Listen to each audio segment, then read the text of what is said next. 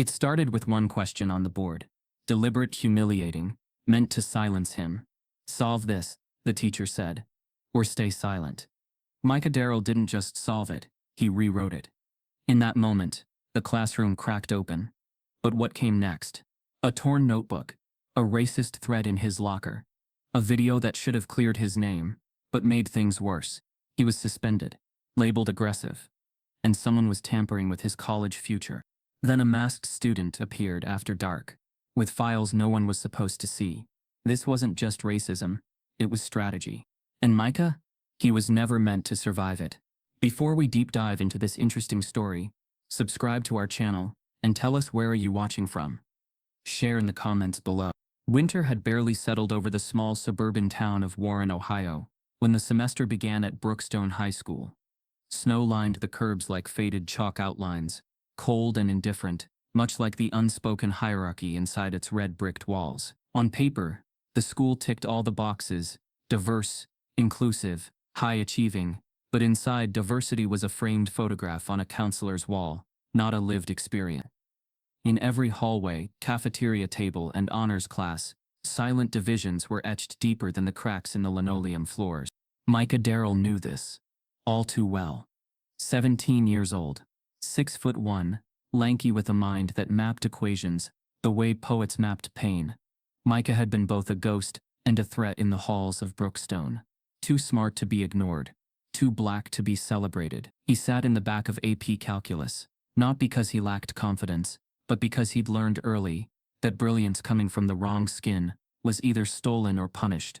That day, light streamed through the high classroom windows, bouncing off whiteboard formulas and the shiny hair of students who never looked Micah's way.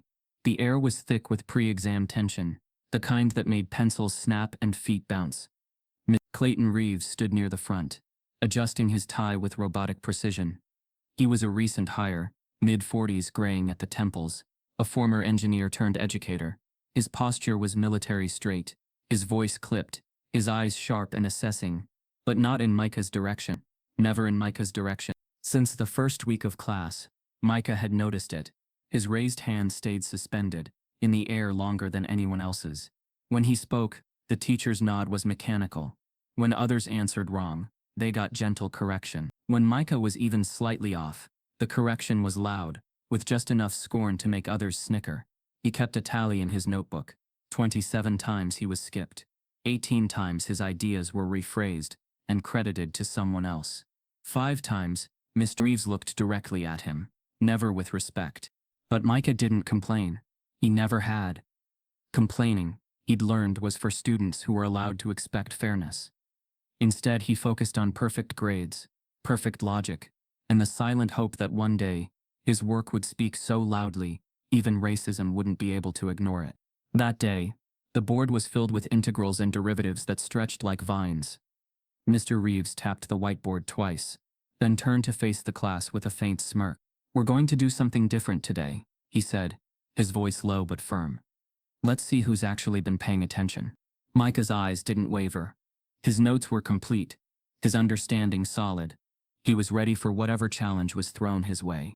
"Micah," Mr. Reeves said suddenly, his tone like a blade slicing through air. "You, come solve this." Heads turned, slowly, like in a courtroom before a verdict. It wasn't unusual for Mr. Reeves to call on students, but it was how he said it, how the word "you" carried weight, how it separated Micah from the rest. The classroom silence grew denser. Micah blinked once, closed his notebook and stood. "Actually," Mr. Reeves added, his smile cold and tight, "you'll either solve it completely, or you'll stay silent for the rest of this class. We have enough disruptions as it is." Gasps were swallowed. Laughter hovered but never landed. No one moved. The equation he pointed to was designed to intimidate multiple steps, intentionally complex. A challenge, yes, but not impossible. Not for Micah. Micah took slow steps toward the board, his Nike soles squeaking faintly on the tile. Each footfall carried more than just his weight. It carried the weight of his father's lectures about restraint, his mother's exhausted sighs after school board meetings, his older cousin who dropped out of an honors program after being called aggressive for answering too many questions. Standing before the board, he studied the equation. It wasn't just math now. It was a gauntlet. Thrown with a smile, in front of an audience that had never truly seen him. Behind him, Mr. Reeves folded his arms. "Take your time," he said, voice coated in condescension. "Or take your seat." Micah's fingers gripped the marker, heart pounding, not with fear of failure, but with something older, deeper, rage. Not loud, not violent, just slow-burning, calculated rage. The kind that builds through years of watching others praised for lesser work. The kind that understands that brilliance in a black boy has always been labeled either a fluke or a threat. He started writing. First, he worked through the outermost functions. His strokes were precise, steady, the math flowing from memory and instinct. His classmates leaned in. The silence was absolute, broken only by the squeak of ink on the whiteboard. Halfway through, he paused, not because he was stuck, but because he understood something. This wasn't about the problem. This was about him being a problem. This was about keeping him in his place, about using challenge as camouflage for humiliation. And suddenly, Micah did something no one expected. He turned to the class, walked back to the board, and erased half of what he'd written. Gasps rippled through the room. He didn't speak. Not yet. Instead, he rewrote the problem, not solving it as it was given, but simplifying it first. A technique not covered yet in class, one that used abstract reasoning to eliminate redundant steps. The move was bold, risky, but it worked. Each stroke of the marker sliced through the lie that he didn't belong. Every variable he simplified exposed the truth. He wasn't just equal. He was ahead. The board now looked unfamiliar to everyone but him. Even Mr. Reeves squinted, eyebrows narrowing. Still, Micah didn't explain. He let the math speak. He capped the marker, placed it on the tray, and turned to face the class. But he didn't sit down. He stood there, tall, unbothered, eyes unflinching. The room was frozen. Micah had solved it. Elegantly. Powerfully. But he hadn't said a word.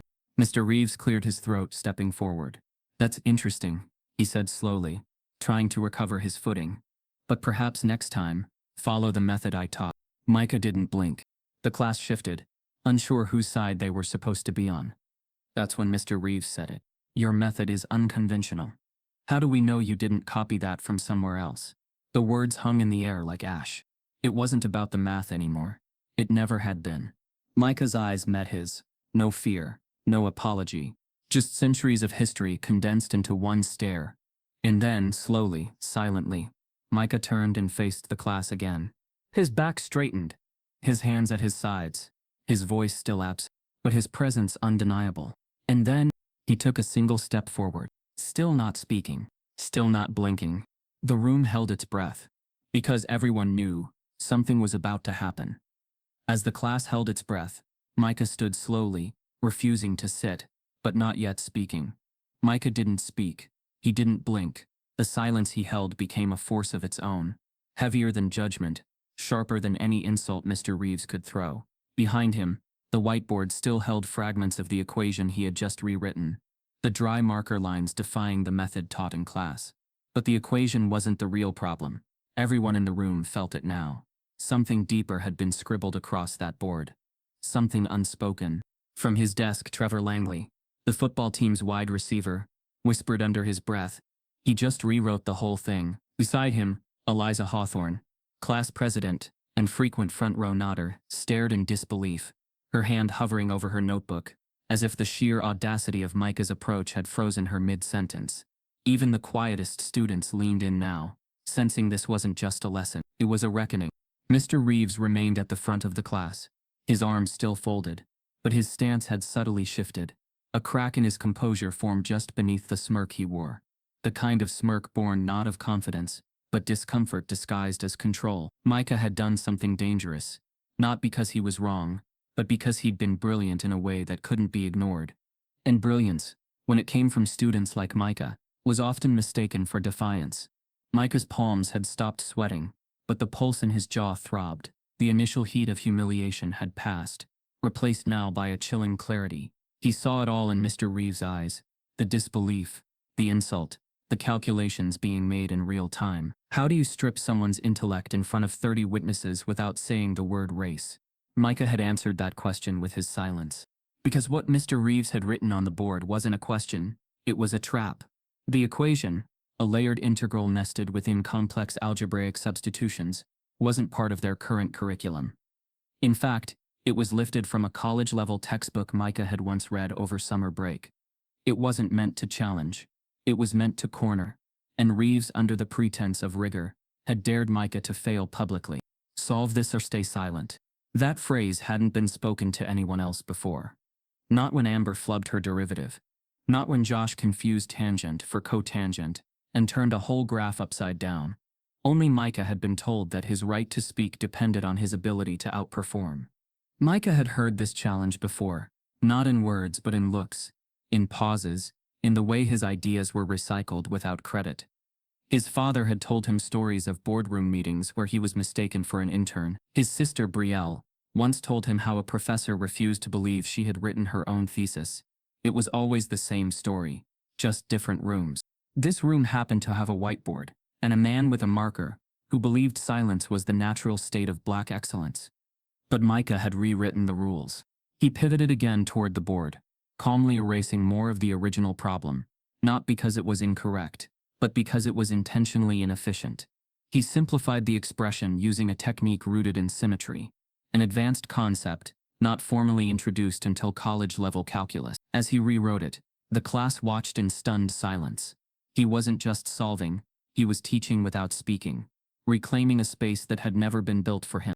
And then, right before completing the final step, he did something that no one could have predicted. He stopped.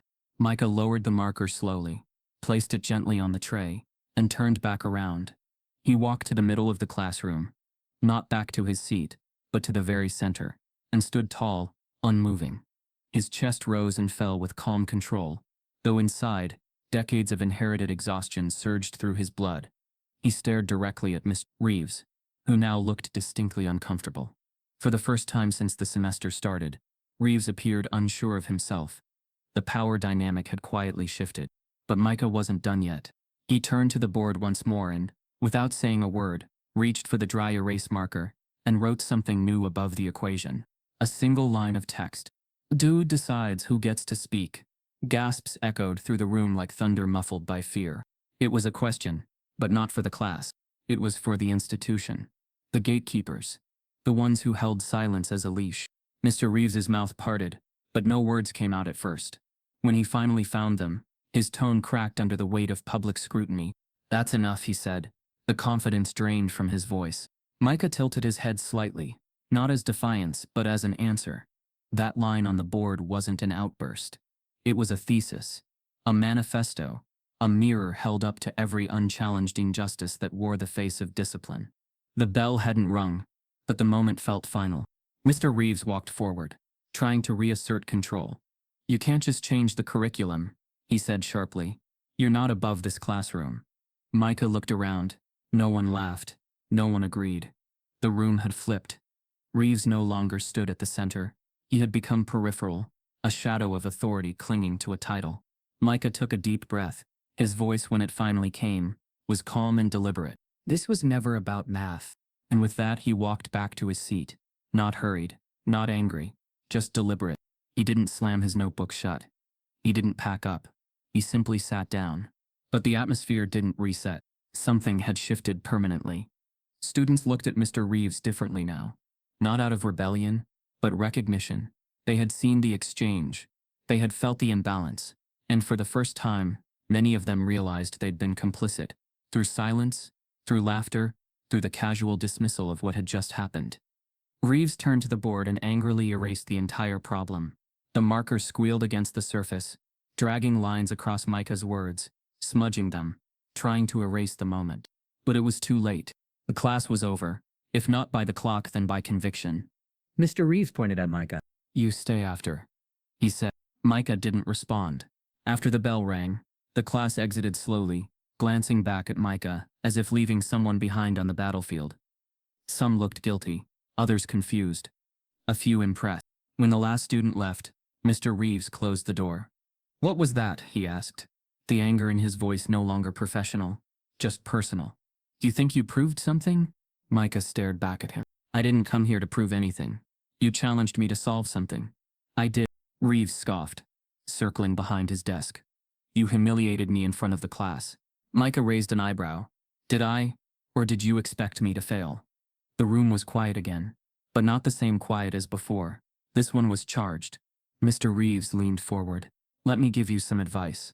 Life doesn't reward showboaters. It rewards people who know when to stay in their lane. Micah's jaw clenched. There's no lane in intelligence, he said quietly. There's just truth, and truth doesn't wait for permission. Reeves pointed to the door. We'll see how that attitude works when your college applications go out. Micah felt something colder than fear slide down his spine. It wasn't a threat. It was a promise. He nodded slowly, understanding the cost of what he had done. The door creaked as he left, his footsteps echoing in the now empty hallway. But as he passed the lockers, something caught his eye. His locker was slightly ajar. That was strange. He always locked it tight. He walked over, pulled it open fully, and immediately froze. Inside, his math notebook was shredded. Pages torn, ripped violently apart, ink smeared across the margins, and tucked between the wreckage was a small note. Black marker, shaky handwriting. Know your place. His breath caught. This wasn't just classroom politics now. This was personal. This was war. Before finishing the problem, Micah pivoted, erasing half the board and rewriting it with something that made the class gasp. The bell's echo had barely faded by the time Micah reached the counselor's office that afternoon. His locker incident hadn't been reported yet. He wasn't sure he'd even bother. Part of him feared it would only validate the system's image of him as trouble, so he said nothing, slid the note into his hoodie pocket, and walked to class like nothing happened. But the tension wasn't done chasing him. By lunchtime, the hallway whispers began. Low voices exchanged behind half-closed lockers. His name floated in fragments. Micah, bored, showing off cheating. By seventh period, the rumors solidified into something more dangerous. He had cheated. According to some, his solution was too advanced to be legitimate. His method, though entirely correct, had sidestepped the textbook process Mr. Reeves relied on. It was clean. Too clean, and that was the problem. Micah sat in AP Physics, unable to focus, his mind replaying every angle of the board he'd written on, the expressions on his classmates' faces, and especially the one on Mr. Reeves. Tight-lipped, jaw tense, eyes cold. Something had shifted behind that gaze. The man didn't just disapprove of Micah's intellect. He distrusted it. Or perhaps he feared it. After the final bell, Micah was called to the front office. The summons felt surgical. Not disciplinary. Not friendly. Just cold. Principal Harmon's office smelled of polished wood and old leather, a space more courtroom than campus. Behind the desk sat the principal himself, mid-50s, salt and pepper hair, and a reputation for being neutral, which often meant silent in the face of discomfort. Mr. Reeves sat to his left. LaShonda Darrell, Micah's mother, already in the room, stood near the window. Her presence alone shifted the temperature. She wasn't just a parent. She was a practiced attorney, with years of experience in racial discrimination law. When she got the call, she didn't ask for detail. She just showed up. Micah, Harmon began, voice calm but rehearsed. There's concern over today's events in calculus. Micah sat, saying nothing. Mr. Reeves cleared his throat. He used a method not taught in class, one that raised questions. LaShonda stepped in immediately. Are we implying my son's intelligence is grounds for investigation? Harmon raised both hands. We're simply verifying academic integrity. It's procedure. LaShonda's eyes narrowed. Show me that procedure. Show me where innovation equals misconduct. Mr. Reeves shifted uncomfortably. It's not that. It's the context, the tone, the writing on the board, the disruption it caused. The only disruption, LaShonda said slowly, was your authority being questioned. Let's not twist that into a policy issue. Micah watched the exchange, silent but burning inside. He hadn't expected praise, but he hadn't expected this. His solution had become ammunition. His excellence, a target. Every line he'd rewritten on the board now felt like a trigger-proof not of genius, but of disobedience, in the eyes of those who couldn't control it. Mr. Harmon folded his hands. We're not accusing anyone of wrongdoing, yet. But we've received concerns from a few students and staff about Micah's behavior in class. What behavior? LaShonda asked. Disruptive posture, indirect challenges to the teacher's authority. Micah couldn't hold it in anymore. I solved the problem, he said, correctly. Reeves cut in. And then you editorialized it. Wrote inflammatory statements on the board. Micah leaned forward. You told me to solve it or stay silent. That wasn't inflammatory? Reeves didn't answer. LaShonda shook her head, her voice low and clipped. Micah will not be penalized for exposing discomfort.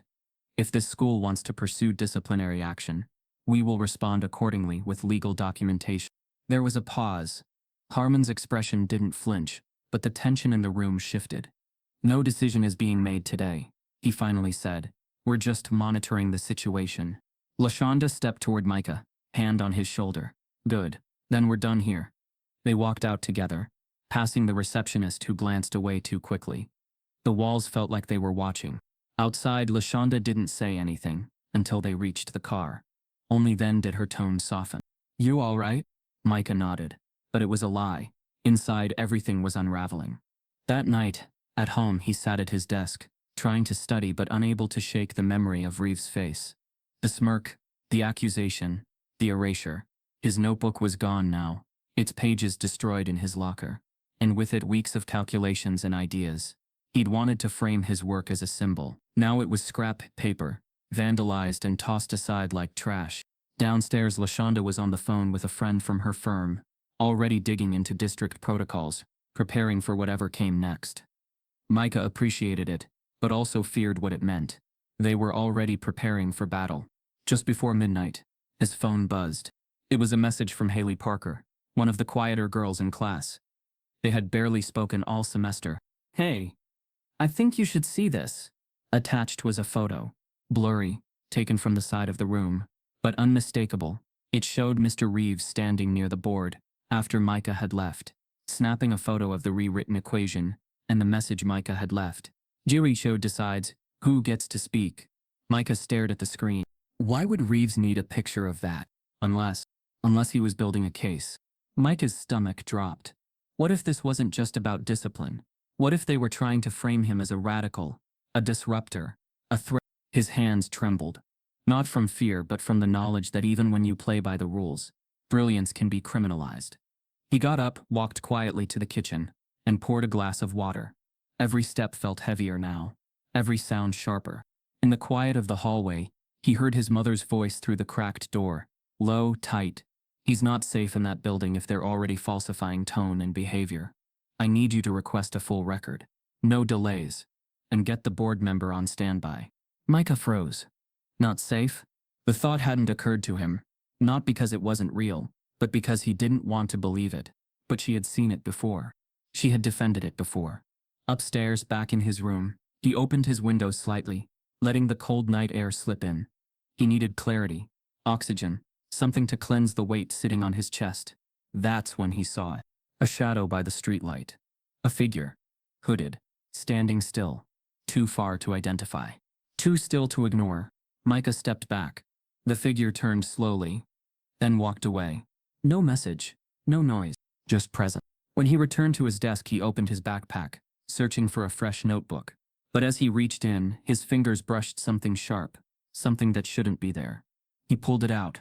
A torn page. From his old notebook. Only one corner remained. Scrawled across the top in bold black marker. He doesn't deserve to be the smartest. Micah's throat dried. Someone had gone into his things. Someone was watching. Someone wanted him to feel it. Not just fear, but displacement. They weren't just trying to scare him. They were trying to erase him. That evening, Micah found something disturbing in his locker. His original math notebook, torn apart with a note. Know your place. LaShonda Darrell had been here before, not in this exact war, but in too many that looked like it. Courtrooms, board meetings, back-channel emails, laced with plausible deniability. Racism had 1,000 faces, and she'd memorized them all. But this was different. This time, it wasn't a client. It was her son. The note Micah found. Know your place wasn't just a threat. It was a declaration. A message that brilliance would not protect him. That silence was safer. That even math, something as neutral as numbers, could be weaponized when a black boy dared to outshine. LaShonda read the note once, then again, then shredded it in a single, shaking motion. Not from fear, but from focus. That night she stayed up until dawn, her laptop glowing with the fury of a woman who knew the law and had no patience for the performance of justice. By morning, Micah's story had hit Facebook in a clean, precise post. LaShonda typed herself. Yesterday my son, an AP honor student at Brookstone High, was humiliated by his teacher for correctly solving a math problem using a method he wasn't taught. He was told to stay silent if he couldn't solve it. When he did, his answer wasn't praised.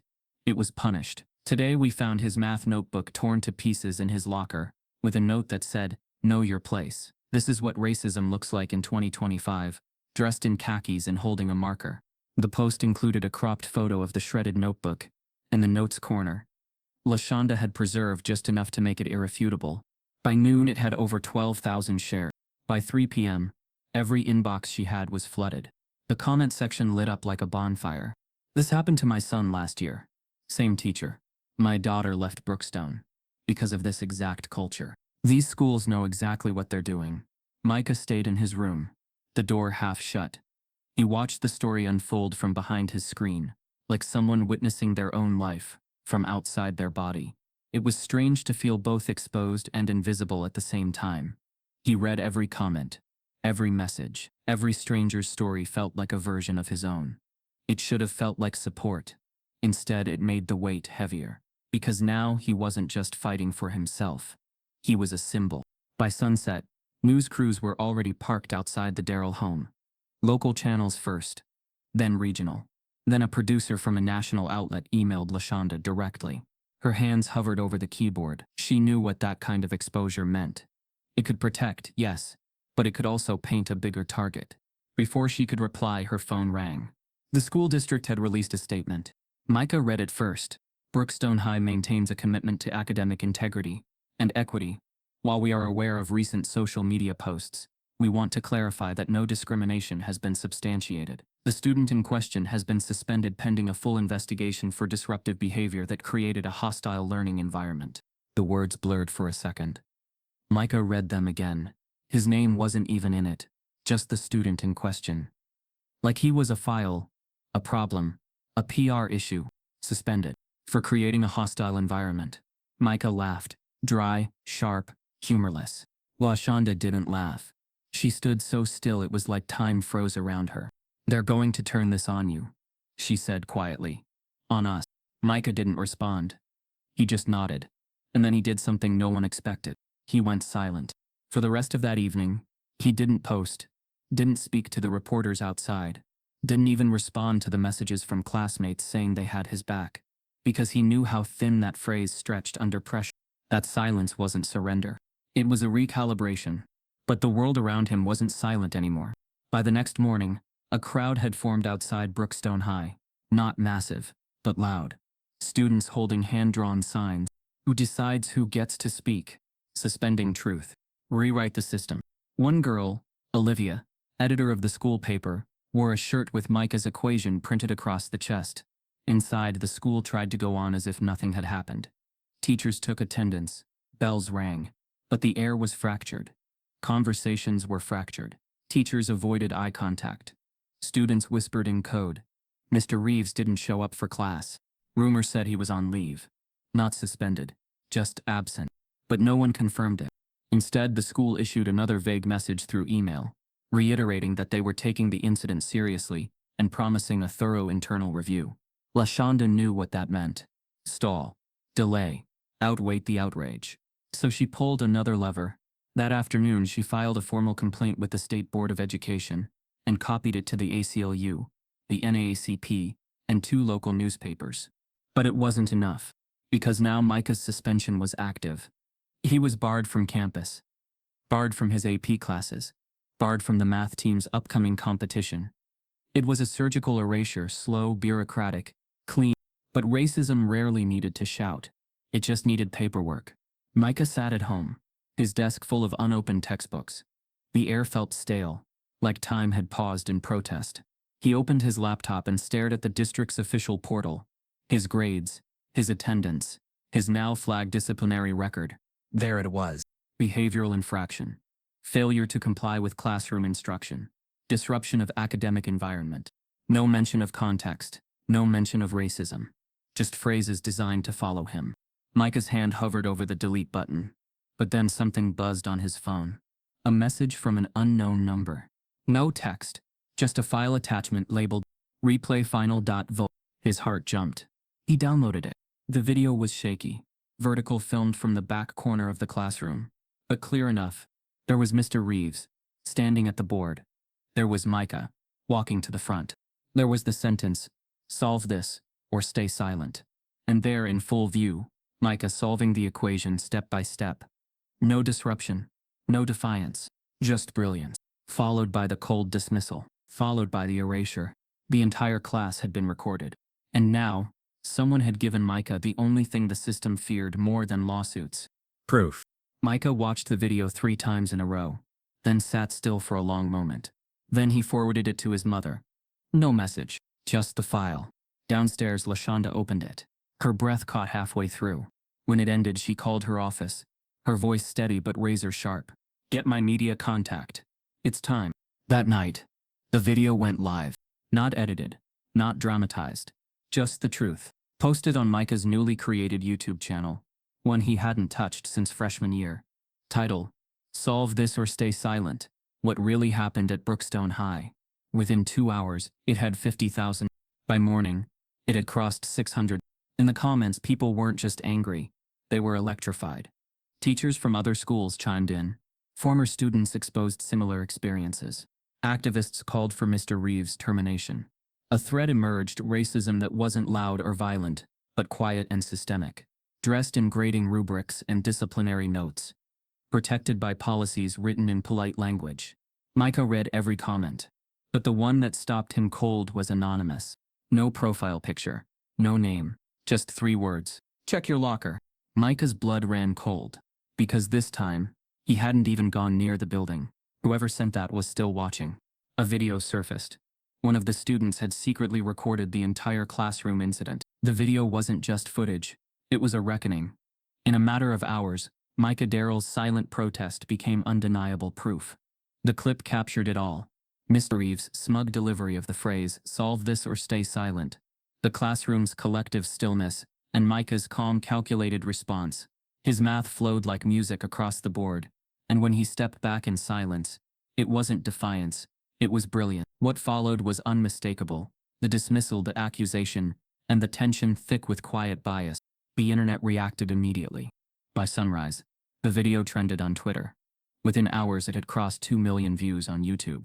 Commentaries popped up on TikTok and Instagram, dissecting every moment like courtroom evidence. The tone, the body language, the deliberate attempt to diminish a student in front of his peers. One user wrote, "This isn't just about a math problem. It's about how institutions treat Black excellence as a threat." Another echoed, "Micah is every student who's ever been punished for being better than they were expected to be." Hashtags emerged like wildfire. "Solve this. Let Micah speak. Reeves resign. Erase racism." Not student. Civil rights groups began issuing public statements. The Southern Coalition for Academic Equity requested an emergency meeting with the Brookstone School Board. The NAACP called the suspension a textbook case of institutional suppression. ACLU attorneys began examining the district's disciplinary record policies. Celebrities began sharing the video. One major talk show host tweeted, "When truth walks into a classroom, fear follows." But not everyone responded with support. The school district, under siege, released a second statement. Brookstone High remains committed to upholding standards of academic professionalism and respectful discourse. While we regret the controversy, it is important to consider the full context of classroom interactions. It said nothing. It meant less. And then Mr. Reeves surfaced. Not in apology, but in defiance. In an exclusive interview aired on a conservative news station, Reeves framed himself as a victim of cancel culture. He claimed his teaching style was firm but fair, and that he was under attack for simply expecting decorum. He said Micah weaponized optics. That phrase ignited a new fire. Micah watched the clip from the couch, his face blank. LaShonda sat beside him, jaw clenched, her phone buzzing nonstop. Outside, news vans lined the curb. Inside, threats crept into their inboxes. Anonymous messages, strange phone calls. One said, "We know where you live." Another warned, "Stop before someone gets hurt." LaShonda upgraded their home security that night. Cameras on every corner, locks replaced, motion sensors installed. Micah didn't ask questions. He just helped. But even as danger crept closer, so did support. Students organized walkouts. A local artist painted a mural of Micah on the side of a bookstore. The quote, "Who decides who gets to speak?" scrawled beneath in black and gold. Alumni from Brookstone began speaking out, sharing their own buried stories. One story came from a black student who graduated 5 years prior. "Reeves told me to tone down my ideas so I wouldn't make others feel stupid." Another former student revealed Reeves had curved grades, selectively, raising some, flattening others. More messages flooded in. But Brookstone's administration didn't back down. They doubled down. In an emergency meeting, the superintendent declared the video had been selectively edited and insisted a full investigation would vindicate all involved. Micah was offered voluntary withdrawal in exchange for a clean record. He declined. LaShonda's eyes burned with restrained fire as she tore the offer letter in half and dropped it in the recycling bin. "You don't walk away from the truth," she said. But truth, it seemed, came with a price. A local newspaper leaked that Micah's school files had been flagged for behavioral review. The article hinted he had a pattern of classroom challenges, citing unnamed faculty members. Micah recognized the tactic. It was the oldest one. Make the target look like a troublemaker so the public doubts the pain. That evening, while preparing a press statement, LaShonda's phone rang. She answered, expecting another media request. But the voice on the other end was hushed, shaken. "Mrs. Darrell, I used to teach at Brookstone. I've seen what they do." LaShonda leaned forward. "Who is this?"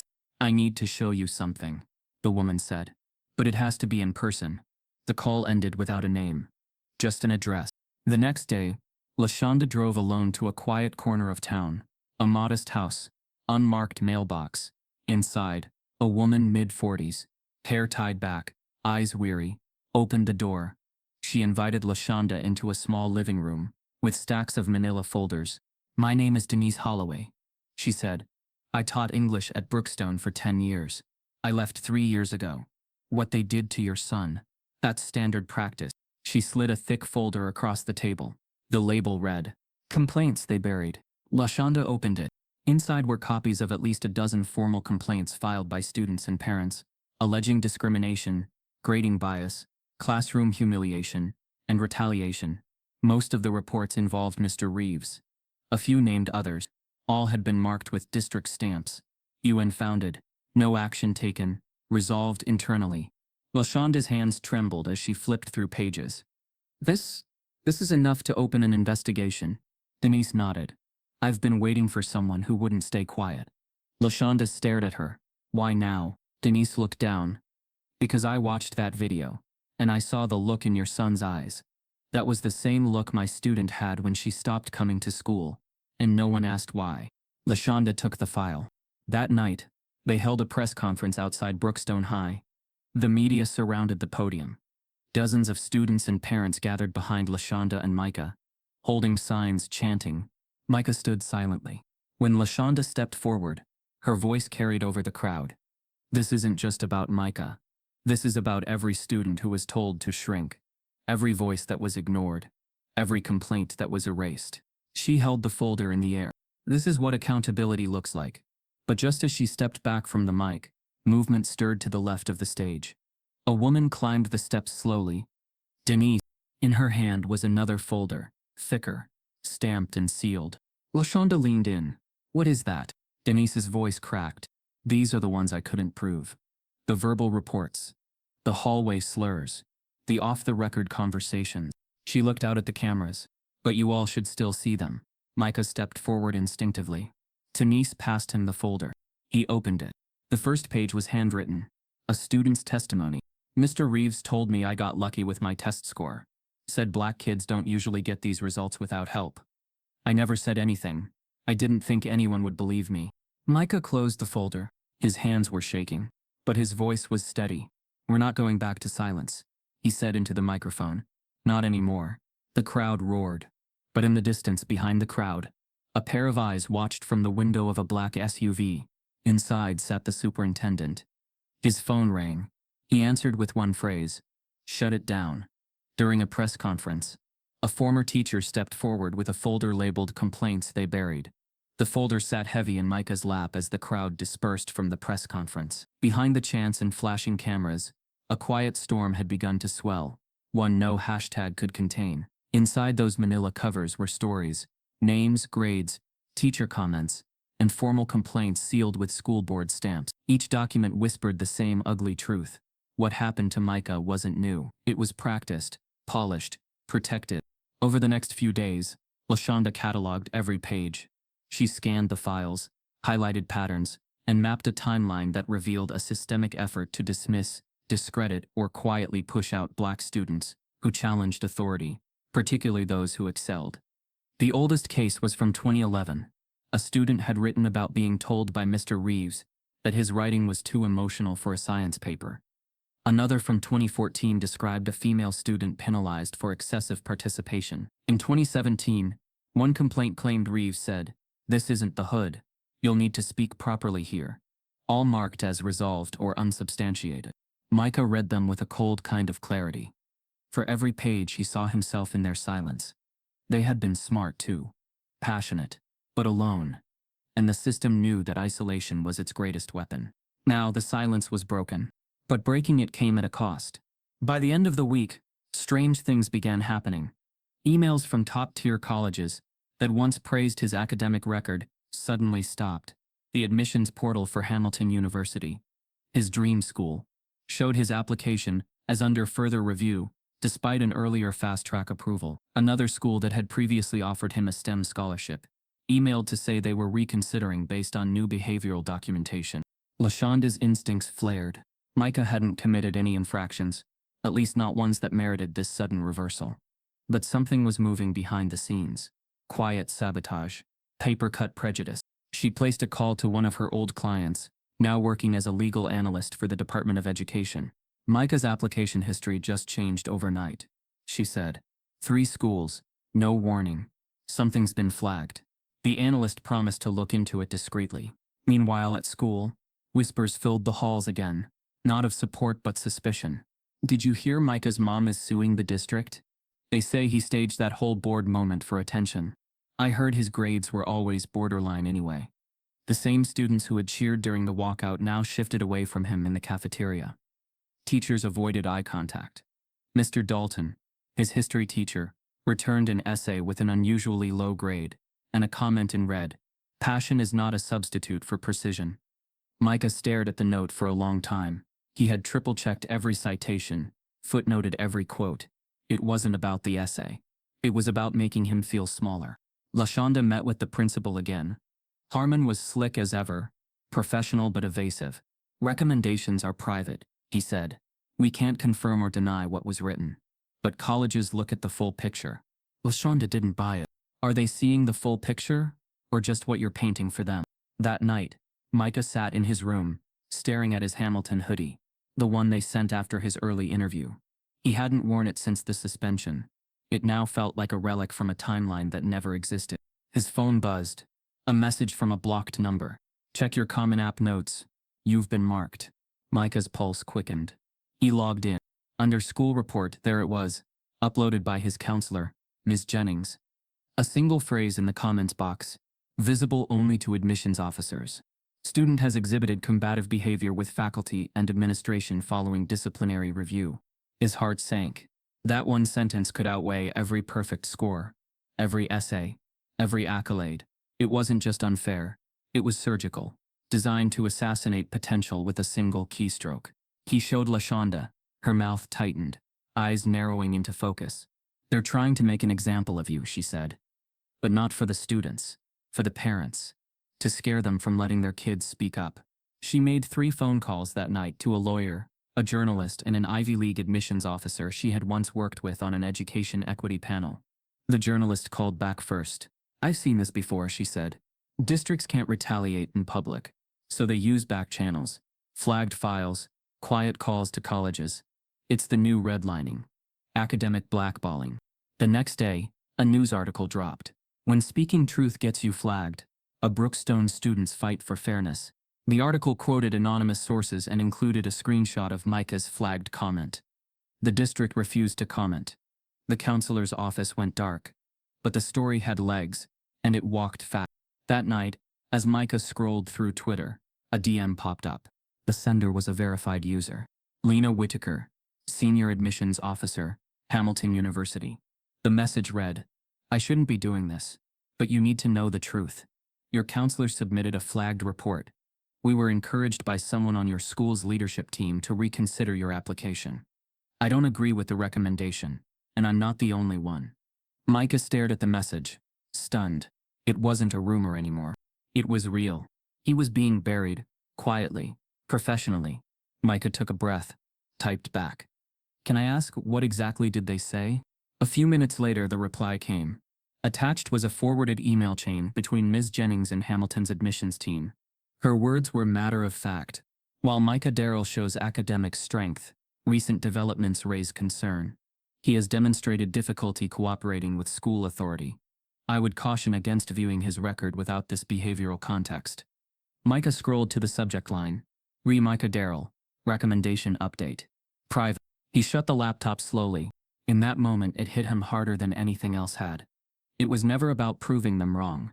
They had built a system designed to shift as soon as someone like him stood up.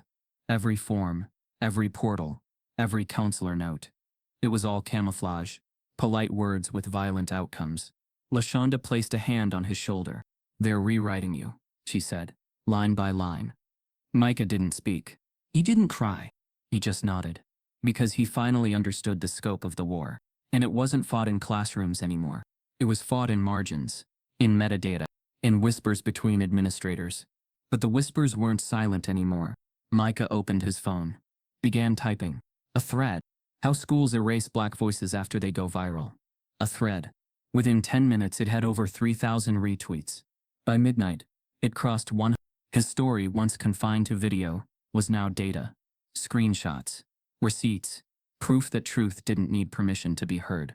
But just as he finished reading through the flood of support, another message appeared. From someone who claimed to be a former school staff member. No name. No avatar. Just this. Micah, there's more than flagged notes. You need to see your full file. It's worse than you think. An Ivy League recruiter leaked an email showing Micah's counselor had flagged him as combative. The silence from Hamilton University was louder than any rejection. Micah had once walked through their ivy-covered arches on a summer tour. Eyes wide, imagination alive.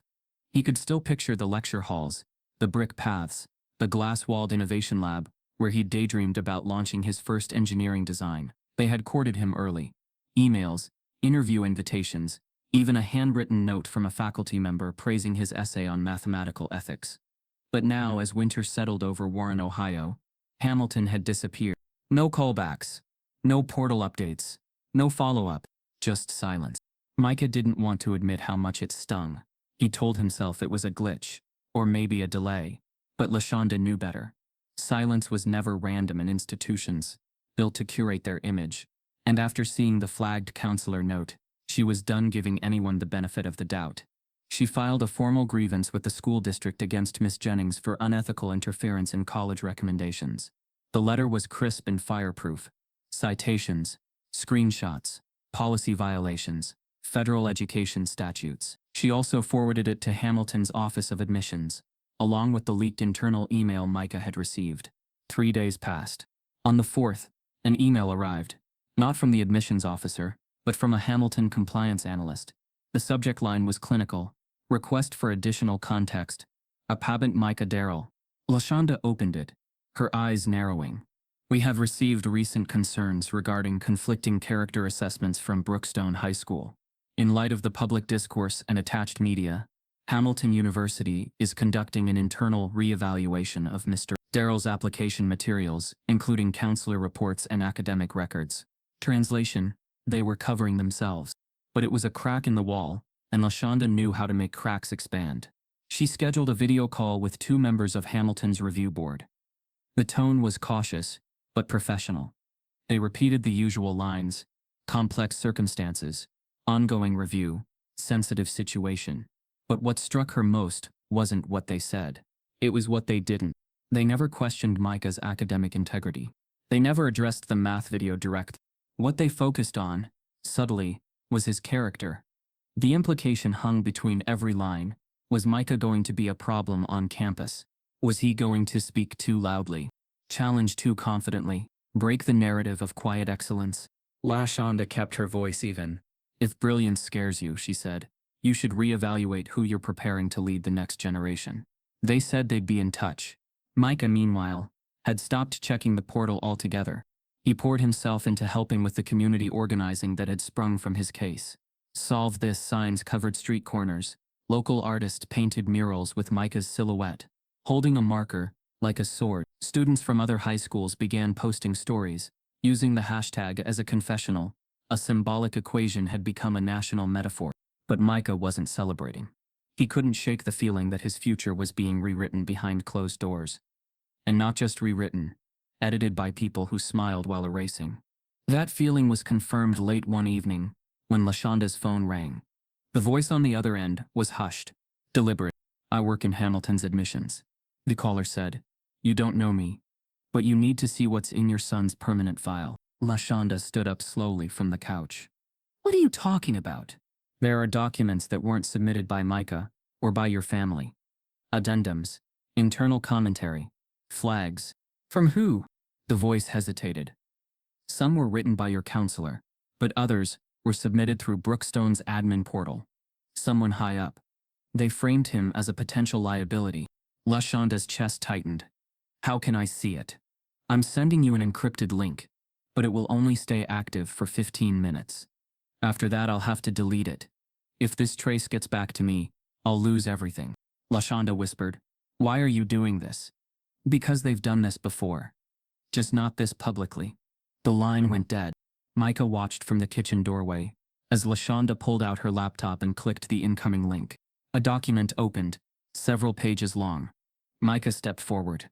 Together, they read. The file was labeled Character Concerns. A pop in it.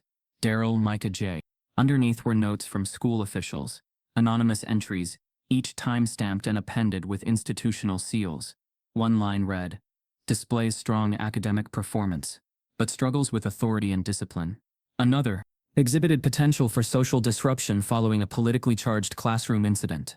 Strong public presence may complicate integration." And finally, "Counselor recommendation advised against due to volatility in parent interactions and ongoing legal threats." Micah couldn't breathe. They weren't just flagging his work.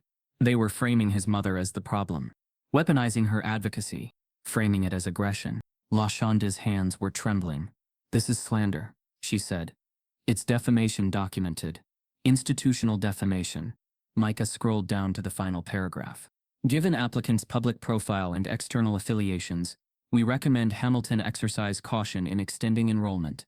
Risk of future backlash and reputational complications noted." His ears rang. LaShonda clicked out of the file just as the link expired. Micah sat down, his body numb. "They're not just trying to stop me," he whispered. "They're trying to bury me."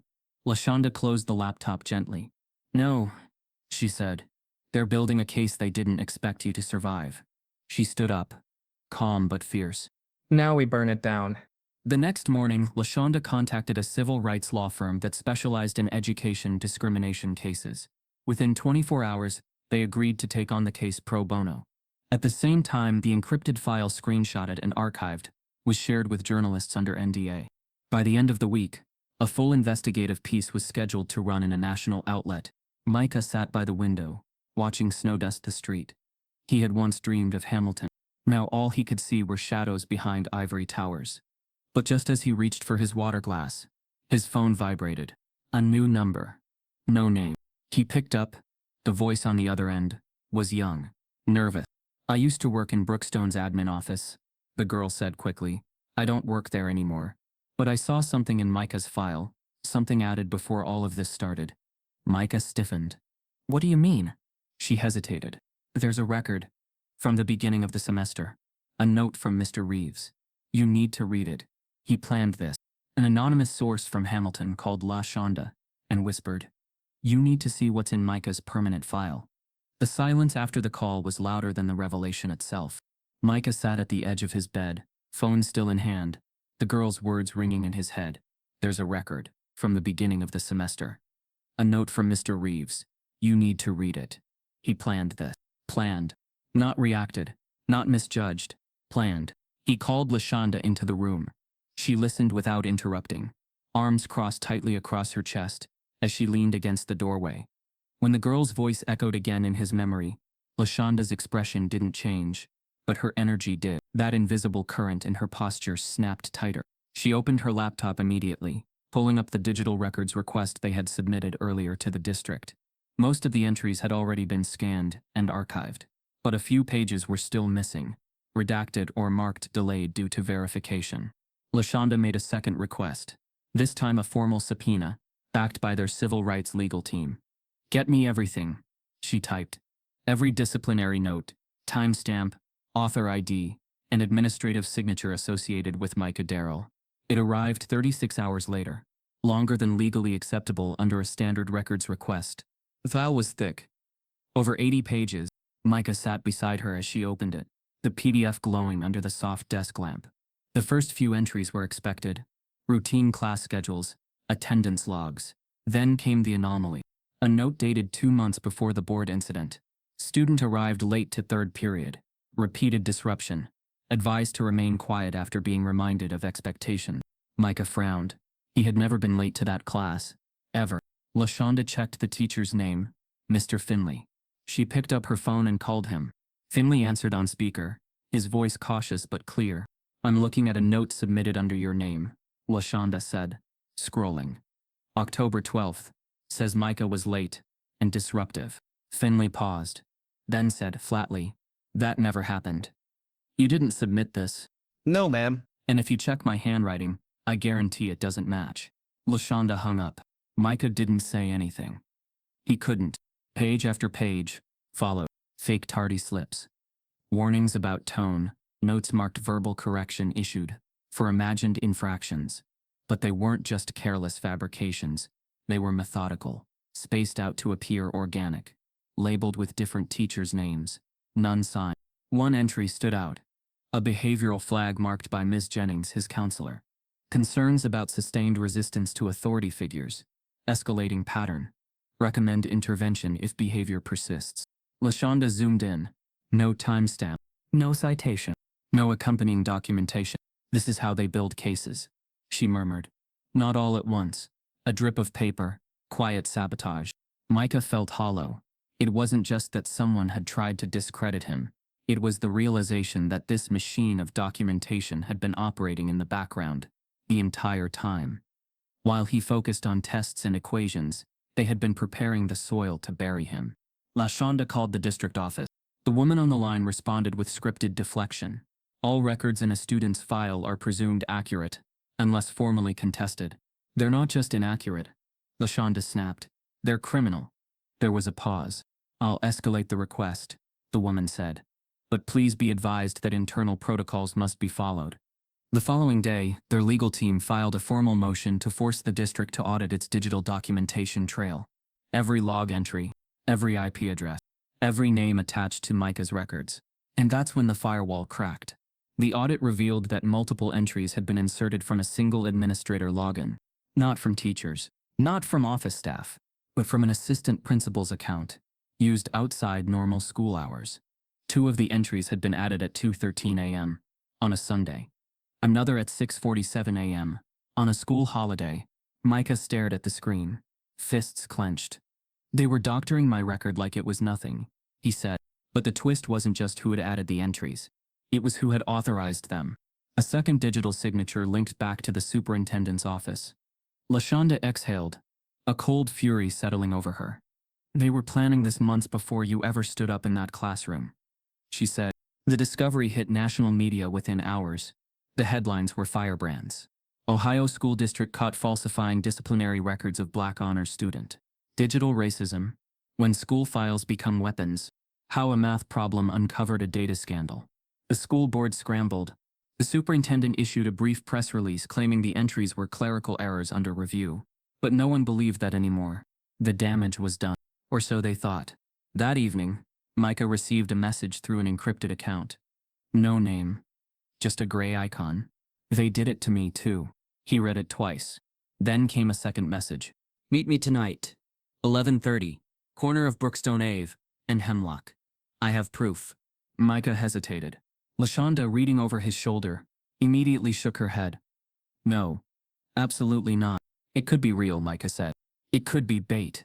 He looked at her, tired, determined. "I need to know, Mom. If I'm the only one, or just the first one to say it. LaShonda sighed, considering. I'm coming with you. They parked near Hemlock 10 minutes early. The street was quiet, dimly lit, wrapped in a hush that felt too careful. At 11:29, a figure emerged from behind the old convenience store. Hoodie up, face hidden behind a COVID mask and oversized glasses. The figure approached slowly. Micah stepped out of the car.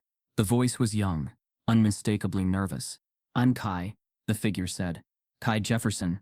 I was in the grade above you. Micah blinked. You transferred. Everyone thought that I got expelled. Kai finished. I didn't. I got pushed out. Kai pulled out a flash drive. I downloaded everything before I left. Files, emails, meeting notes. They tried to erase me the same way, but I saved it. LaShonda stepped forward. You understand the risk of handing this over? Kai nodded. I've already lost everything. Might as well make it mean something. Micah took the drive. Before Kai turned to go, he said one more thing. You think this is about Mr. Reeves? Micah nodded, cautiously. Kai shook his head. It's not. He's just one branch. The rot's in the roots. A masked student sent a message. They did it to me too. Meet me tonight. I have proof. The thumb drive sat in Micah's hand like a detonator. Small, ordinary, but holding something volatile enough to shake the system from its foundation. LaShonda watched from the passenger seat as he plugged it into her laptop, her fingers hovering just above the keyboard. The headlights of their parked car flickered dimly against the brick wall of the closed store behind them. Inside, the screen lit up. There were over 300 files, folders labeled student cases, internal notes, Slack chat logs, red flags, unofficial, and one folder simply titled, Do Not Share. Micah clicked first on the folder labeled Student Cases. It opened a list of names, dozens, all black. Many he recognized. Some were upperclassmen who had vanished mid-year, with rumors of expulsions. Others had simply stopped showing up, stories explained away as personal issues or disciplinary problems. Micah clicked on one, Jaleesa R., and opened a PDF. Student spoke over teacher 3 times, removed from honors English, redirected to behavior-adjusted literature course. LaShonda squinted. Behavior-adjusted. Micah checked the date. The transfer happened 4 days after Jaleesa received a top score on her state English exam. Another file. Tyrese, high grade in AP Bio, but creates tension with quieter students. Suggested curriculum modification. Final GPA adjusted due to missing lab reflections. Micah opened the attached missing assignment. It was there, dated, time-stamped, and completed in full. These kids didn't fail, he whispered. They were filtered out. They moved next to internal notes. These weren't official. They were typed, short and casual.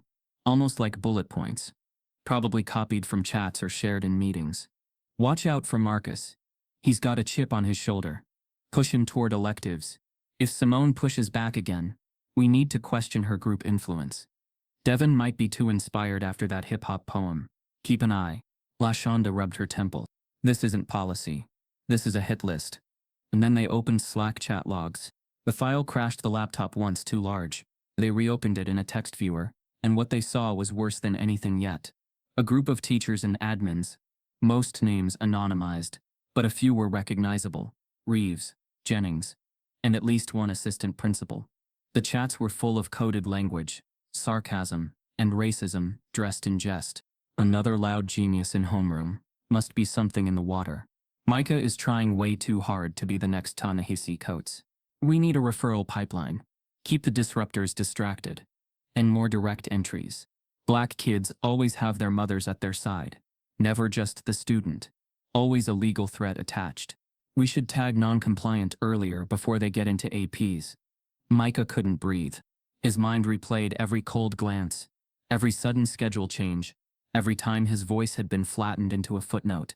And then he opened the folder titled Do Not Share. Inside were audio recordings, classroom mics, office meetings, voice memos. The first one was labeled, Reeves. Office debrief. LaShonda clicked play. Reeves' voice crackled through the car speakers. Look, he's smart, sure, but he's also dangerous. They all get that way when you don't curb them early. Micah's going to turn half that class into activist if we let him run unchecked. A pause. Laughter. Another voice joined in. Female. Jennings said the same thing. He's always one question away from a soapbox. Micah turned off the audio. There was a long silence between them. LaShonda didn't blink. We're sitting on a bomb. Micah looked at her. What do we do with it? She stared straight ahead. We expose it. All of it. But the decision wasn't just legal now. It was moral. They weren't just fighting a bad teacher. They were unraveling a system of sabotage, intentional, sustained and embedded in the daily operations of a public school. LaShonda contacted the legal team immediately. The files were too vast for one lawsuit. They needed a civil rights coalition. They needed press, lawyers, policy experts. Within 24 hours, a team of journalists, lawyers and education watchdogs had received encrypted links. LaShonda sat in her home office fielding calls. Micah, meanwhile, began organizing a digital archive. Each file was labeled, cross-referenced, matched with students who were willing to speak up. He sent out messages, one by one. Some students responded with relief, others with fear, but one by one, they began to confirm the pattern. Micah wasn't alone. He had never been. They were just waiting for someone to be loud enough, visible enough, brave enough to take the first hit and keep standing. The term underground ledger began trending online. Students across the country started submitting similar stories. A viral map popped up, flagging reports of suspicious disciplinary patterns by race in school districts nationwide. Brookstone High became the epicenter. Meanwhile, back at the school, things turned colder. Teachers who had once smiled, now barely nodded. Emails to the administration went unanswered. Security was quietly doubled. Cameras were installed in hallways. And then the school district made its move. An announcement came via robocall and email. Due to recent events, and to maintain the integrity of ongoing investigations, Brookstone Unified School District will hold an emergency closed-door meeting regarding campus climate and student conduct. Attendees limited to board members and legal counsel. No students or parents will be permitted. Micah read it twice. LaShonda looked up from her laptop. They're going to decide your future, and ours, without us in the room. Micah closed the laptop. They're trying to shut the windows before the smoke gets out. LaShonda nodded. But we already lit the match. That night, Micah received another encrypted message. This time from an email address he didn't recognize. It had no subject, just a short line of text. You missed something in the files. Check the metadata. He frowned. He hadn't thought to check beyond the surface. Opening the files again, he began scanning the metadata, creation dates, authorship history, digital footprints, and then he found it. Buried in the metadata of a document labeled Disciplinary Summary Final, DPA, Clayton Reeves, and a date, August 1st. That was nearly a full month before school started. Micah felt his throat tighten. Reeves had begun drafting a disciplinary summary for him before classes even began. Before any incident. Before any problem. He had been marked. Not for behavior. Not for disruption. But for existing with brilliance in the wrong skin. Micah stood up from the desk. They didn't react to who I was, he said aloud. They prepared for who they couldn't allow me to become. The school district announced an emergency meeting, but banned students and parents from attending. The cold air outside Brookstone High that night crackled with more than winter. It was the kind of cold that didn't just bite. It warned. A wall of protesters had gathered beneath the flickering street lamps, their breath visible with every chant. Let him speak. Open the doors. Stop erasing our students. Hundreds stood shoulder to shoulder. Some held signs. Others held candles. Many held both. Children, teachers, parents, activists, black, white, young, elderly. The crowd swayed in waves of demand and desperation. At the center stood Micah, hood pulled low, the glow from the candles casting shadows across his jawline. He didn't chant. He didn't speak. He just stood there, silently watching the windows of the administration building. Because inside, they were deciding whether he'd be erased for good. Brookstone's school board had moved quickly, calling a closed emergency session under the guise of student conduct and district stability. The public was locked out. No press, no parents, no student, just board members, legal counsel and select administrators, many of whom were now deeply entangled in the uncovered misconduct. It was more than a meeting. It was containment. LaShonda knew it, which was why she wasn't outside. She was inside. The day before, her legal team filed an injunction demanding public access. When the board denied it, LaShonda executed a lesser-known clause under the Ohio Open Meetings Act, With court documentation in hand and a rolling camera crew behind her, she walked through the front doors 30 minutes before the session began. They couldn't stop her, and she made sure the world was watching. Inside the administrative conference room, the mood was sterile. Long polished table, bottles of water aligned like glass soldiers, microphones muted, suits stiff with unease. Principal Harmon sat near the end, flanked by the superintendent and Miss Jennings. An empty chair bore a nameplate, Clayton Reeves. The meeting began with protocol, attendance, agenda approval, quick, clinical motion. Then came the core item. Agenda item 7, disciplinary review. Micah Darrell, a lawyer in a slate gray suit, leaned into his mic. We are here tonight to evaluate the status of a student whose actions have led to disruption, viral controversy, and institutional distress. There is precedence for removal under Board Conduct Code 113-4, sustained insubordination, and potential threats to classroom cohesion. LaShonda leaned forward, her fingers steepled. You're talking about a math answer. The lawyer didn't flinch. We're talking about the ramifications of a student's behavior, not just academic. You mean the exposure of your misconduct? We mean preserving institutional safety. LaShonda's eyes narrowed. By expelling the truth, there was a silence so thick it swallowed the room whole. And then she reached into her bag, pulled out a sleek black tablet. She didn't announce it. She just pressed play. The speakers in the room crackled to life. He's too confident. We need to find a way to humble him before he starts thinking he owns the place. Reeves' voice. You let one of them get too far ahead, and the others follow. You want order? Stop it at the root. Another voice. Micah, he's not the problem. His mother is. We're not just teaching him, we're handling her. The board sat frozen, mouths slightly parted, the kind of stillness that happens when denial meets documentation. LaShonda said nothing. She let the audio speak for itself. Every second that played felt like years of whispered bias finally entering the room. It was never meant to reach, unmasked, recorded, When the last clip faded, LaShonda looked around the table. Are we still pretending this is about student conduct? No one spoke. Not the superintendent. Not Harmon. Not Jennings, who suddenly seemed smaller in her chair. The mic crackled as the board president shifted. Where did you get that? LaShonda, someone whispered. We didn't know. You did. She interrupted. You knew, and you let it grow. You let it fester until it became policy. Until kids like my son stopped raising their hands because they knew it didn't matter. She stood. My son is not your scapegoat. He is your mirror. And you can't punish a reflection. A moment passed. Then the door slammed open. Heads turned as a familiar figure stepped in, breathless and flushed. Clayton Reeves. He didn't hesitate. He marched to the center of the room, ignoring the gasps, the turned heads, the flashing camera.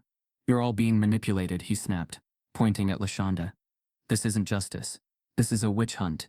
Mr. Reeves, the board president warned, we're in session. Reeves stepped closer to the mic. No, you're in crisis because of one student who couldn't handle being challenged. His eyes landed on the camera crew. This is what happens when we reward defiance. When we glorify victimhood. LaShonda crossed her arms. You humiliated a child on camera. The world saw it. Reeves laughed, bitter and small. That was discipline. That was education. He turned, voice rising. You want to call it racism? Fine. You want to drag my name through the mud?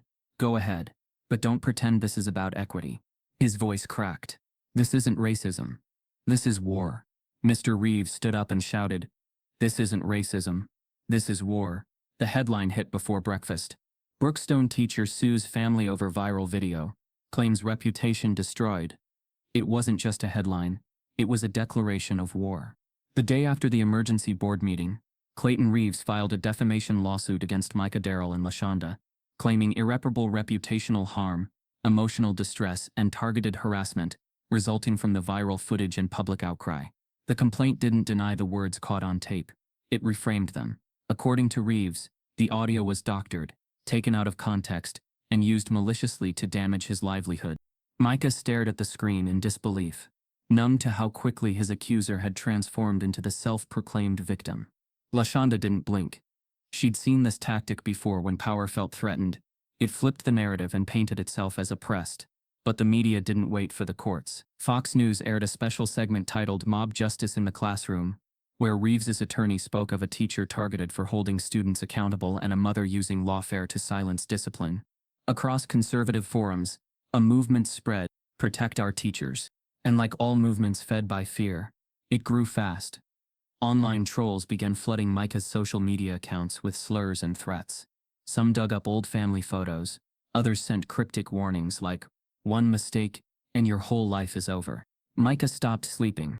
He'd lie awake at night, his chest pounding with a rhythm he couldn't slow. Panic attacks crept in silently, always just before dawn. He couldn't walk into a store without scanning every face, couldn't concentrate on his schoolwork, couldn't read without rereading the same sentence 3 times. The mind that once navigated complex equations with ease now wrestled with survival.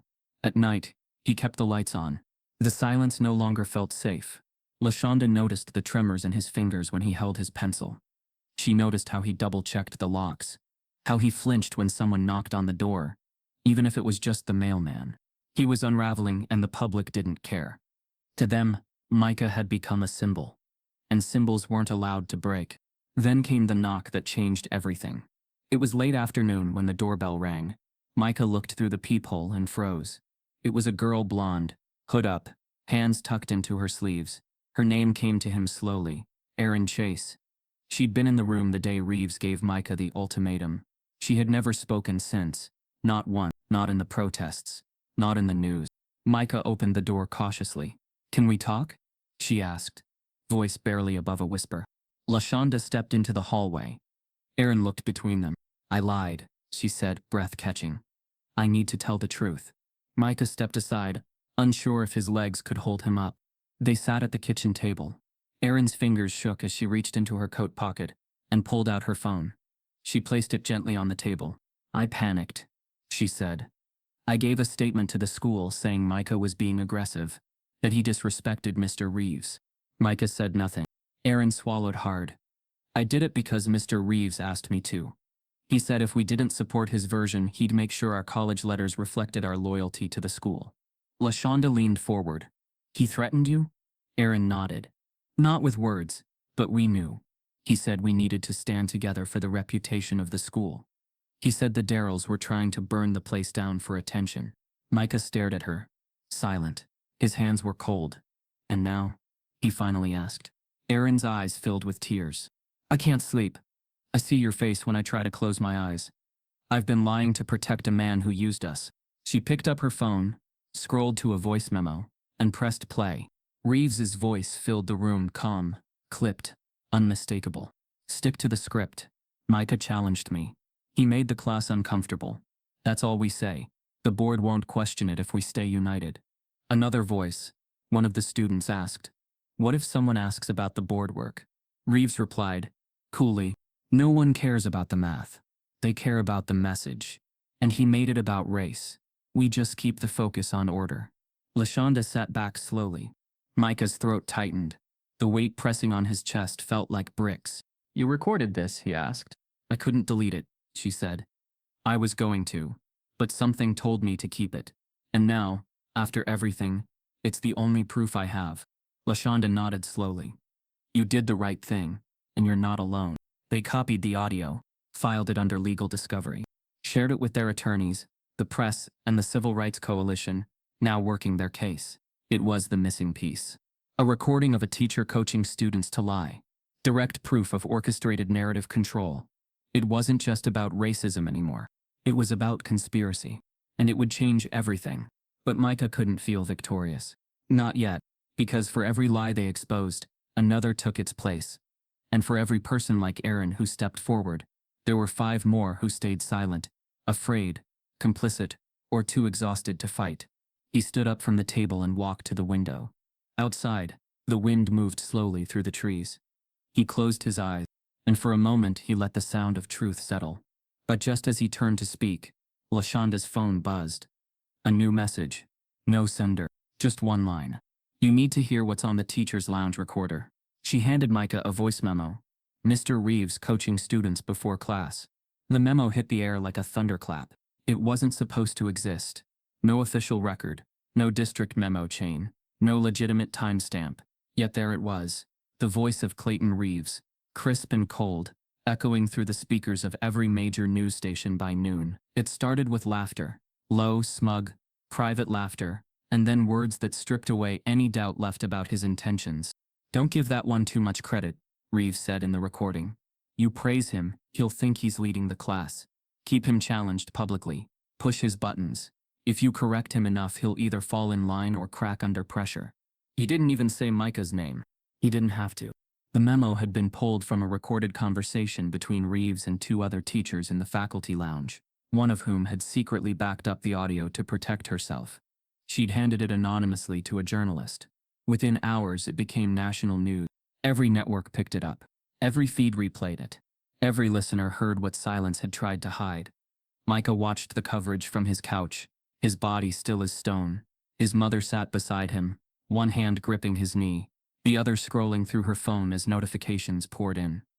Supporters, attorneys, reporters, activists, all reaching out at once. The public had reached its breaking point.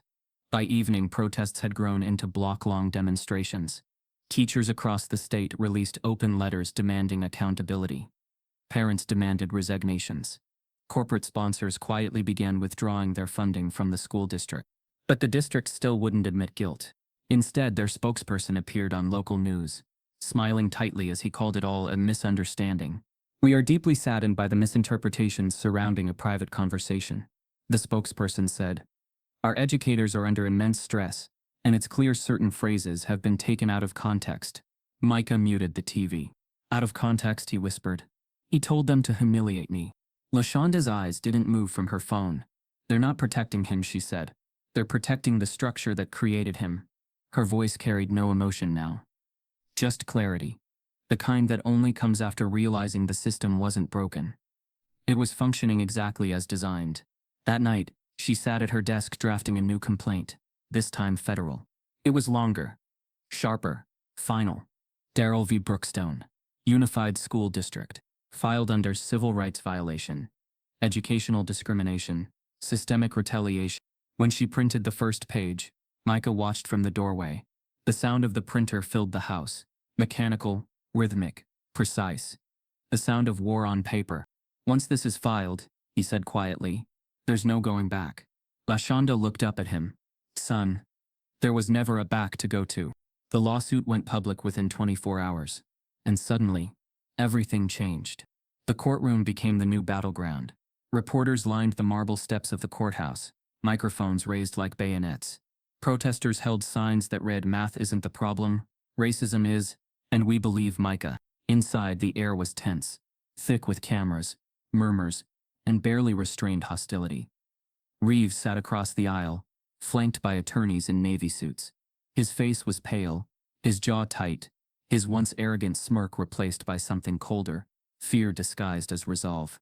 He avoided looking at Micah, but the room was full of eyes that did. LaShonda sat beside her son, hands folded calmly, her expression unreadable. When she stood to deliver the opening statement, even the judge seemed to straighten. "This case," she began, "isn't about a single teacher. It's about a culture of sanctioned humiliation. It's about the slow, methodical dismantling of Black intelligence through documentation, tone, and silence. My client, Micah Darrell, didn't disrupt a classroom. He disrupted a hierarchy." Gasps rippled faintly through the crowd. The defense attorney rose, smoothing his tie. "Your Honor," he said, "we'd like to remind the court that the plaintiff's mother is representing him personally, which raises questions of impartiality." LaShonda smiled faintly. "You're mistaking impartiality for fear. I simply don't have any." Micah exhaled through his nose, watching his mother reclaim the air the way she always did, in calm, controlled defiance. Then came the evidence. The video, the audio memo, the fabricated disciplinary records, and finally the chat logs from the thumb drive Kai had given them. One by one, they were entered into record. Every lie, every manipulation, every attempt to curb students like Micah was now immortalized in the transcript of a federal proceeding. The defense tried to pivot to frame Reeves as misunderstood, his behavior poorly worded mentorship. They called witnesses. One, a teacher from the department, tried to claim Micah had been difficult to manage, but under cross-examination, LaShonda pulled up the teacher's old emails, showing private complaints that revealed bias buried in bureaucratic language. "He asks too many questions. He makes me feel challenged. He's overly confident for his age. The words echoed like confessions. By the third day, the district's case began to crumble. Every attempt at defense turned into another example of its own negligence. And then, an unexpected twist. One of the teachers named in the chat logs stepped forward. Not as a witness for the defense, but for the prosecution. Her name was Marjorie Lane, a soft-spoken literature teacher with 30 years in the district. She had retired quietly the year before, but now she sat in the witness chair, wringing her hands. "I can't live with it anymore," she said. "We were told not to encourage certain students. We were told to make them earn everything twice." The board would never say it directly, but we all understood the code. "What code?" LaShonda asked. Marjorie looked down. "The one where excellence in black students isn't seen as potential. It's seen as a problem." The courtroom fell silent. Micah felt something shift in his chest, rage and vindication colliding in the same breath. Marjorie continued, her voice breaking. "When Micah started getting attention for his math skills, Reeves told the department head he was going to test his humility. That's when the classroom challenge happened." She wiped her eyes. "I'm sorry," she whispered. "We all failed him." Outside, cameras flashed like lightning. As the trial continued for days, Micah became both witness and symbol again. Every headline carried his name. Every network analyzed his tone, his posture, his expression. He spoke little, but when he did, he spoke with precision. No anger, just truth. "People say this was about one classroom," he said on the stand. "But what they don't see is how that classroom exists everywhere. How black students learn to shrink, to second guess, to survive silence. I didn't start this fight.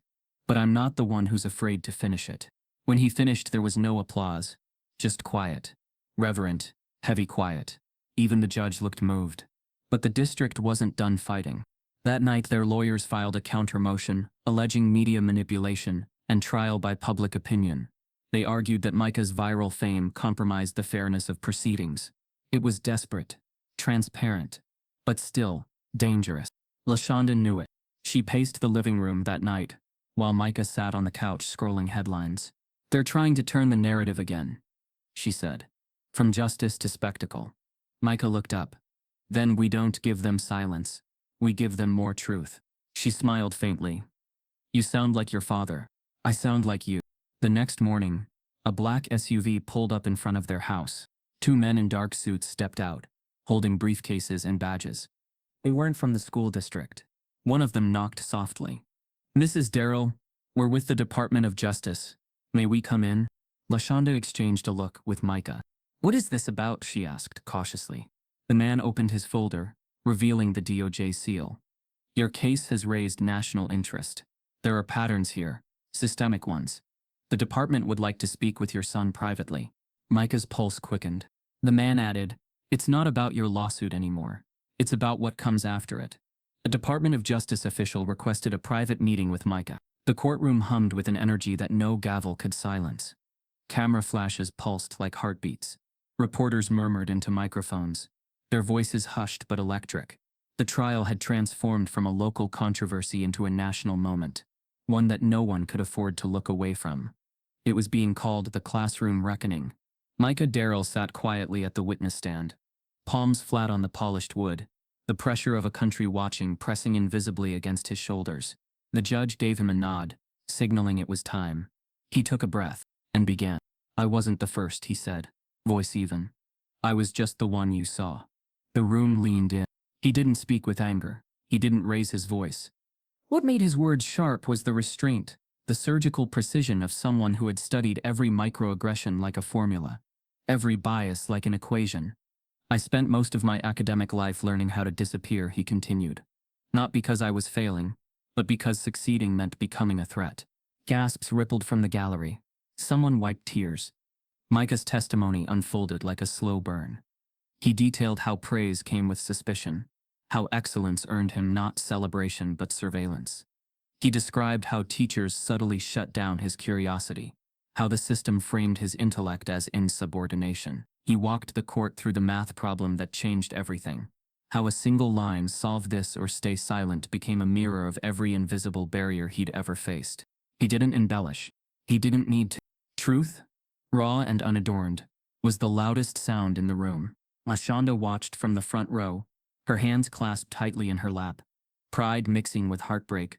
Behind her sat a growing army, former students, civil rights advocates, education scholars, parents from across the country. Each had come not just to support Micah, but to bear witness to what they had long known, that schools weren't always safe havens.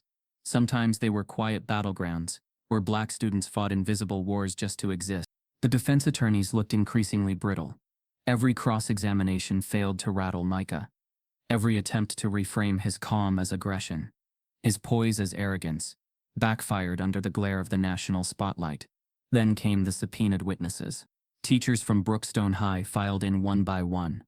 Some deflected, others tried to shift blame, but several cracked under questioning.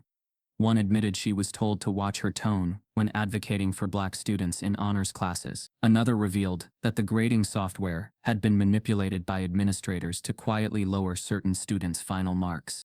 And then came the bombshell.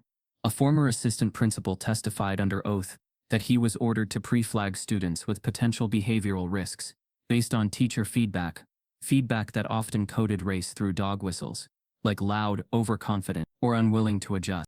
The courtroom shifted. Something fundamental had broken open. Reporters rushed outside during recess, broadcasting updates in real time. Hashtags like Micah on the stand and rewrite the rubric trended for days. Interviews aired nationwide. Civil rights organizations used the case as leverage to push legislation. School districts across multiple states preemptively began internal audits. Bias training programs were launched. Curriculum review boards were convened. Micah had become more than a student. He had become the symbol of a national call to reimagine education. But symbols carry weight, and Micah was still 17. He rarely smiled anymore. The pressure to stay composed, eloquent, unshakable, it carved deep into him. Each night after court, he sat at the edge of his bed, silent. The boy who once solved equations in his sleep now wrestled with a fatigue that numbers couldn't solve. Lashonda saw it, but knew better than to push. Instead, she sat beside him, sometimes in silence, sometimes in soft conversation about nothing. She knew what it meant for a child to lose his youth to a cause, and she hated that he'd been given no choice. "Do you ever regret it?" she asked one evening. Micah didn't answer right away. "I regret that it was necessary," he said. "Not that I did it." The trial neared its end. Closing arguments were delivered with fire. Lashonda's summation pierced through every defense tactic, every deflection. "This isn't just about a school," she said, pacing slowly. "This is about a structure that prefers obedience over brilliance when brilliance is black. We cannot fix what we won't name. And today we are naming it out loud, on record, and under oath." The gallery erupted in applause. The judge silenced the room but didn't scold them. And then came the final waiting period. Jury deliberation. The entire courthouse held its breath. Micah stood outside the courtroom, surrounded by news vans and microphones. He'd been asked the same question dozens of times. How does it feel to be changing the system? He never gave the answer they wanted. "I didn't want to change the system," he would reply. "I just wanted to survive it." But survival had its price. As the jury prepared to deliver its verdict, an envelope arrived at the courthouse addressed directly to the presiding judge.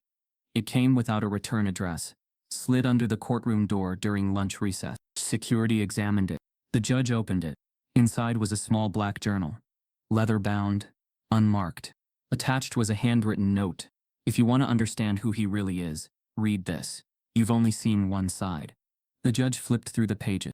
At first glance, the writing seemed to match Micah's. Diagrams, notes, observations. But the content was strange.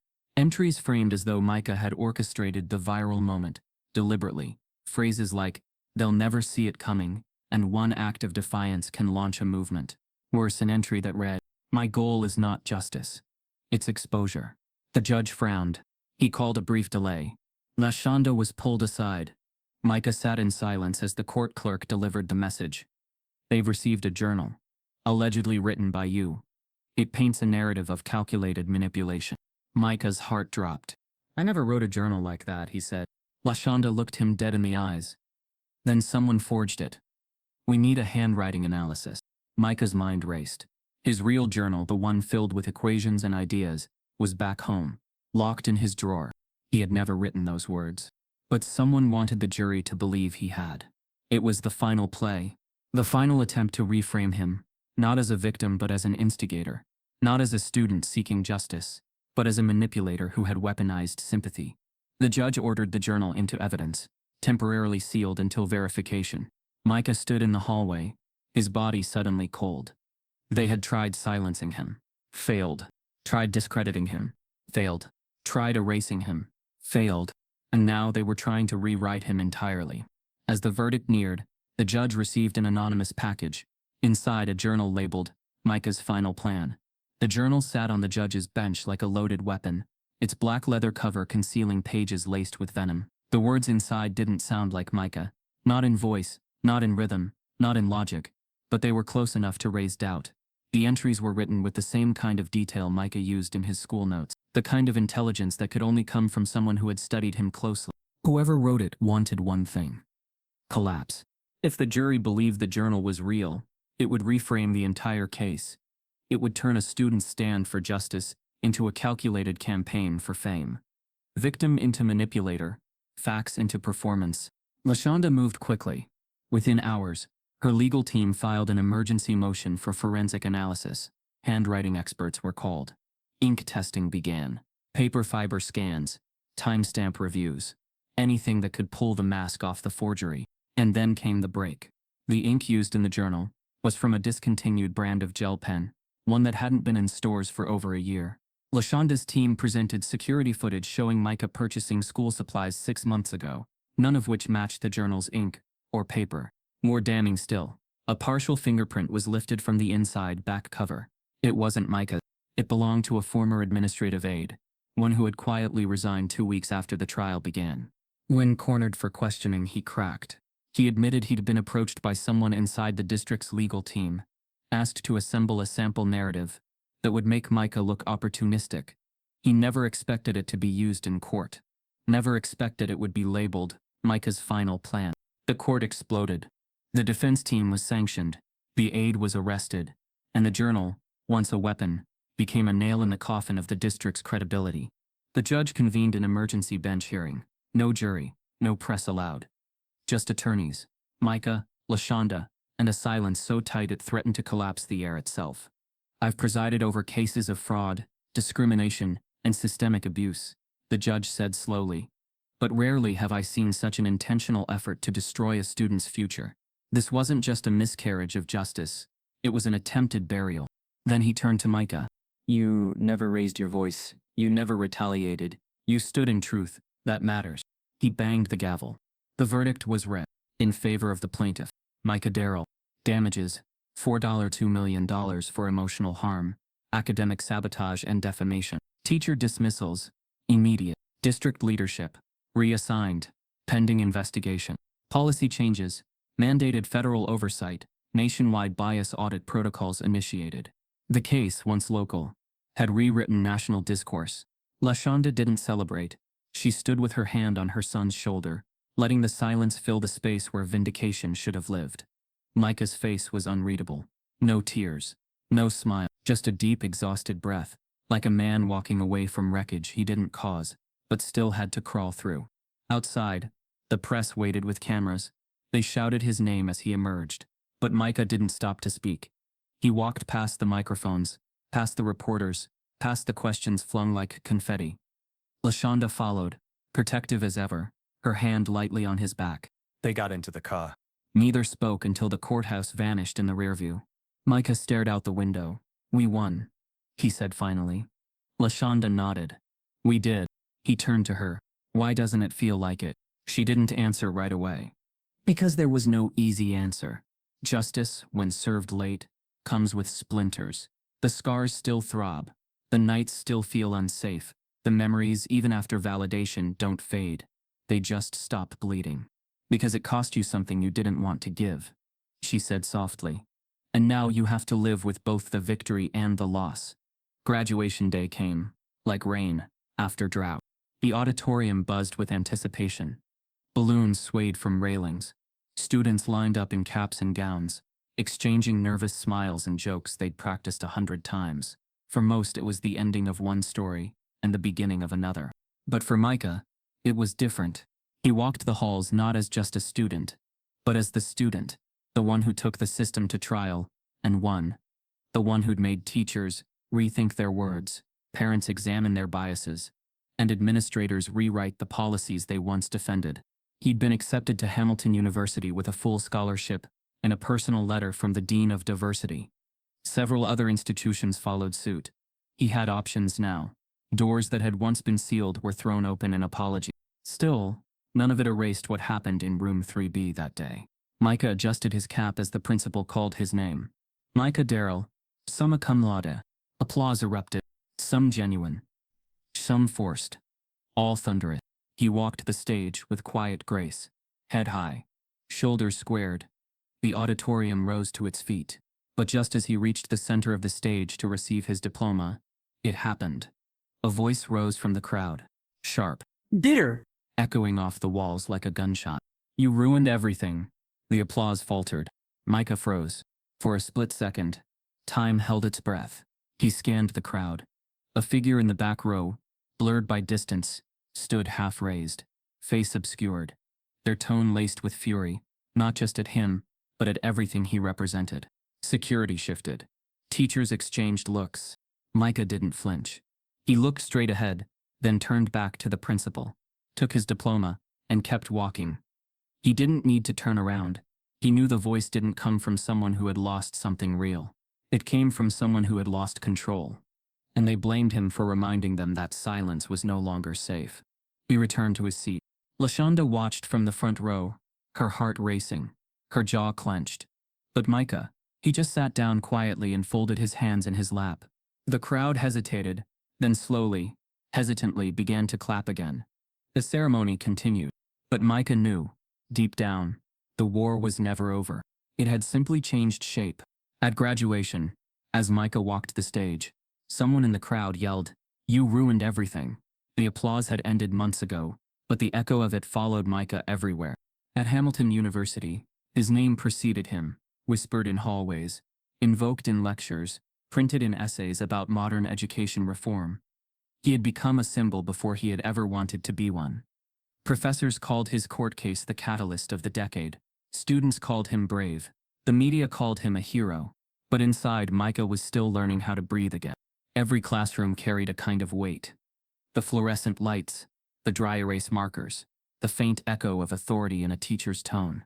It all reminded him of that room in Brookstone, the board, the eyes, the silence after he solved the problem. Trauma had its own curriculum, one that didn't care about GPA or progress reports. He'd sit in lectures, taking notes mechanically, but his focus drifted to subtler things. The tone of questions, the uneven distribution of praise, the quiet hesitations in classrooms, still marked by hierarchy. He noticed when the only black student's hand went unanswered, when professors quoted theorists who'd never once lived the experience they analyzed.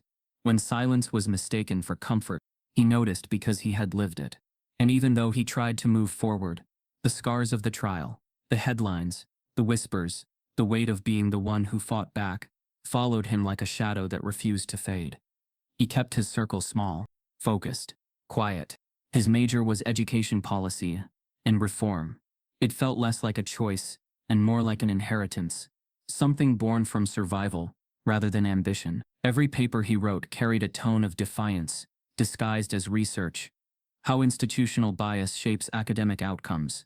The cost of silence in majority schools, when discipline becomes discrimination. His professors praised the precision of his arguments, but few grasped how personal every word was. At night he'd walk across campus under the halo of lamplight, hands in his pockets, replaying moments that never fully left him. The math problem, the laughter, the note in his locker, the courtroom, the voice in the crowd yelling, "You ruined everything." And every time he'd ask himself the same question. What if I had just stayed silent? He never told anyone the answer, because deep down, he already knew. Silence might have saved his peace, but it would have cost someone else their freedom. By junior year, the movement born from his case had taken root. It started small, a group of students from different universities, creating an online space to share stories of classroom bias. Within months, it became a national alliance. They called it Solve This. The name was deliberate, an echo of the challenge that had once tried to silence him. Solve This grew into a coalition of student activists, policy researchers, and educators, pushing for curriculum equity, racial bias audits, and transparent disciplinary reviews in schools across all 50 states. They published open letters, partnered with civil rights attorneys, held marches and conferences. Micah became the reluctant face of it all. He gave interviews, sat on panels, wrote op-eds for The Atlantic and The Washington Post. But every time a journalist asked, "How does it feel to be a hero?" he'd deflect. "I'm not a hero," he'd say. "I'm a witness." Because heroes conquer battles. Witnesses live to make sure the story can't be erased. And that was what Micah had become. Living proof that the classroom was not just a space for learning, but a front line for justice. Years passed. The policies changed. States adopted anti-bias education laws. Teacher training programs included systemic racism modules. School boards across the country restructured disciplinary systems.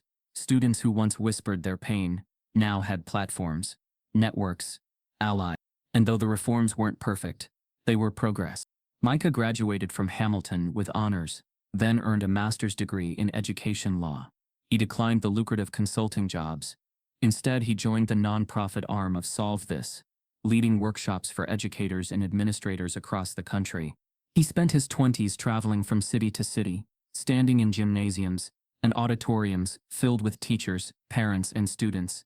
Each time he took the mic, he saw new faces, some hopeful, some skeptical, all watching him with the kind of attention that once terrified him. He spoke not from bitterness but from clarity. "I don't need you to feel guilty," he would say. "I need you to feel responsible, because guilt paralyzes, but responsibility moves." By 30, he had spoken before Congress. His lawsuit was now studied in education law programs nationwide. Darrell v. Brookstone Unified had become shorthand for institutional accountability. But fame is a strange reward for pain. Sometimes it felt like everyone had moved on, except him. They'd turned his suffering into policy, his story into a case study. Yet when the conferences ended, and the lights dimmed, and the applause faded, he still carried the ghosts of 17. The note. The classroom. The silence that started everything. On a cool spring evening, Micah stood backstage at the National Education Summit in Washington, D.C. He was the keynote speaker, the youngest ever to close the event. Thousands filled the hall. Teachers, senators, policy leaders. The topic on every banner read, "Redefining the Future of American Education." He adjusted his tie, took a slow breath, and looked down at his notes. He didn't need them, but holding them made his hands stop shaking. A stage assistant gave him the cue. He walked out to a standing ovation. It should have felt triumphant. It felt heavy. Instead, when the applause subsided, he began softly. 8 years ago, he said, I stood in a classroom where my voice wasn't welcome, where my intelligence was treated as defiance, where silence was safer than truth. But I spoke anyway, and I paid for it. He paused. I thought justice would feel like relief. But justice doesn't heal you. It just proves you weren't crazy for bleeding. The audience was silent, thousands of faces lit by the soft glow of the stage. He continued, voice steady. We've changed laws. We've rewritten policies. But the real test isn't in the paperwork. It's in the classroom. It's in the pause before